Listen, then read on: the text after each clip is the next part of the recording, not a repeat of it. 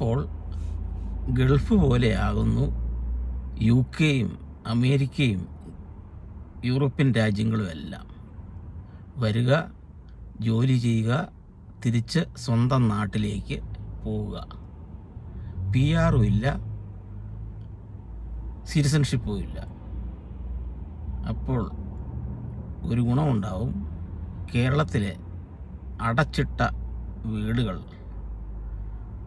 തുറന്ന് താമസം ആരംഭിക്കും. അതുപോലെ തന്നെ ഭൂമിക്ക് വില ഉയരും.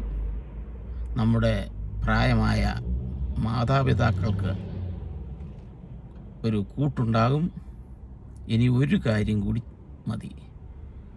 ആ CPM എന്ന LDF എന്ന മാർക്സിസ്റ്റ് പാർട്ടി കൂടി കേരളത്തിൽ നശിച്ചു കഴിഞ്ഞാൽ അവിടെ വ്യവസായങ്ങൾ വളരും.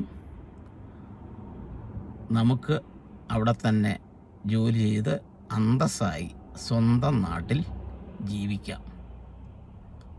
എല്ലാം നല്ലതിന് തന്നെ.